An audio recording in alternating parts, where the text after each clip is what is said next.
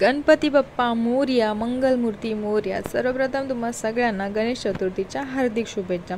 दरवर्षीप्रमाणे आम्ही ह्याही वर्षी लालबागला जायचं ठरवलं, पण आणि परत आम्ही कॅन्सल केलं. शेवटी पप्पांची इच्छा झाली म्हणून आम्ही पुन्हा निघालो गणपतीच्या दर्शनाला. आम्हाला पहिली ट्रेन मिळाली जिने आम्हाला ठाण्याला सोडलं आणि गर्दी कमी होती म्हणून आम्हाला बसायलासुद्धा जागा मिळाली. आणि त्यानंतर विंडो सीट मिळाली आहे म्हटल्यावरती एक छोटासा व्हिडिओ तर बनतोच. मग तो छोटासा व्हिडिओसुद्धा काढला. ट्रेन पकडून आम्ही उतरलो दादरला. दादरवरून आम्हाला चिंचपोकळीला जाण्यासाठी ट्रेन भेटणार होती. थोड्याच वेळ वाट बघत बसल्यावर ट्रेन आम्हाला मिळाली, जिने 2 स्टेशनवरूनच आम्हाला चिंचपोकळीला उतरलं. तिथे उतरल्यानंतर पाहिलं तर चोख बंदोबस्त केलेला, म्हणजे गर्दी जास्त होऊ नये त्यामुळे. त्यानंतर चालत चालत आम्ही निघालो लालबागच्या दर्शनाला. वाटेत आम्हाला बरेचसे गणपती घरी घेऊन जाणारी लोक मिळाली, जे वाजत थाटत गणपतीचं स्वागत करत होती. नंतर आम्ही शेवटी लालबागचं एक छोटंसं गेट पाहिलं, दर्शनाची रांग शोधली आणि फायनली रांगेमध्ये उभे राहिलो. हळूहळू रांग पुढे सरकत होती आणि गर्दी वाढत होती.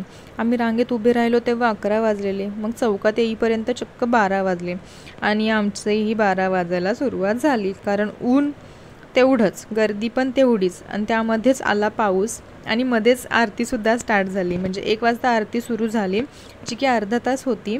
फायनली धक्काबुक्का खायत आम्ही फायनली त्या झिगझॅगच्या लाईनमध्ये शिरलो. तिथेसुद्धा परत ते झिगझॅग खूप मोठं होतं. त्यामध्ये आम्हाला तब्बल 2-2.5 तास गेले. चालत चालत, थोडं थांबत बसत झिगझॅग लाईनचा हाफ टप्पा आम्ही पार केला. त्यानंतर पुढे तोच टप्पा पूर्ण करायचा होता.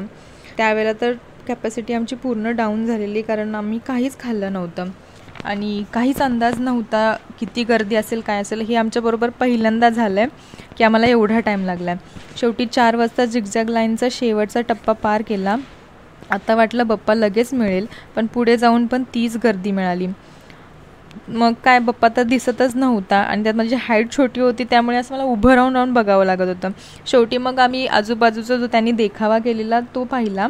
थोडं पुढं गेली, हळूहळू बीट कॅप्चर करायचा ट्राय केला, पण माझ्याच्यानं काय शूट झालं नाही, कारण माझा हातच पोचत नव्हता. त्यामुळे मला नाही वाटत की ते काय प्रॉपर आलं आहे. जवळ जाऊन मी खूप ट्राय केला की तो दिसेल प्रॉपर माझ्या ह्याच्यानी, पण नाही दिसला. मी जर जास्त जवळ गेली तेव्हा मी पहिला आशीर्वाद घेतला आणि मी शूट काय त्यावेळेला केलं नाही. त्यामुळे जे मागून केलेलं होतं तेच शूट तुम्हाला ह्यामध्ये बघायला भेटतं. आशीर्वाद घेणंसुद्धा तेवढंच महत्त्वाचं होतं, सो पहिलं ते केलं मी. त्यानंतर आशीर्वाद घेतला आणि बाहेर पडली, तर माझ्यासारखे दमलेले थकलेली लोकंसुद्धा तिथं बसलेली होती. बाहेर आले आणि पहिलं गेट पाहिलं, कारण आम्ही जे मेन गेट होतं ते आम्हाला बघायला भेटलं नव्हतं. तो देखावा मेन बघायला भेटला नव्हता, जो आतापर्यंत मी रील्समध्ये बघत होते. आज फायनली तोही मला बघायला भेटला आणि तो खरंच प्रत्यक्षात बघताना खूप सुंदर वाटत होता. सो तुम्ही तो नक्की ट्राय करा बघायचं. त्यानंतर आम्ही निघालो मुंबईच्या राजाच्या गेटजवळ, कारण आमच्या पप्पांना तो गणपती खूप आवडतो. त्यांची खूप इच्छा होती की तिथे जाऊन पण दर्शन घ्यायचं, पण आमची कंडिशन एवढी खराब होती की आता परत लाईनमध्ये उभं राहणं आमच्याच्याने शक्य होणार नव्हतं. त्यामुळे आम्ही एकदम म्हणजे डोअरच्या इथलंच, दरवाजा इथलंच दर्शन घेतलं आणि तिथून आम्ही निघालो, कारण आम्ही काहीच खाल्लं नव्हतं सकाळपासून. मग शेवटी आम्ही खाण्याच्या शोधात निघालो. तर मी पप्पाला म्हटलं आपण काहीतरी लाईट खाऊया. मग आम्ही वडापाव खाल्ला. मी फर्स्ट टाईम, मला असं वाटतं की मी 2 वडापाव खाल्ले आणि आमच्या पप्पांनी चक्क 3 वडापाव खाल्ले, कारण भूकच एवढी लागली होती. चक्क 6 तास आम्ही उपाशी होतो. त्यानंतर तिथेच जवळ करी रोडचा कैवारी होता. आम्ही दरवर्षी त्या गणपतीचं सुद्धा दर्शन घेतो, सो आम्ही दुसरं दर्शन त्या गणपतीचं घेतलं. तिथे काही गर्दी नव्हती, काही नव्हतं, एकदम शांततेत दर्शन, एकदम चरणस्पर्श झालं.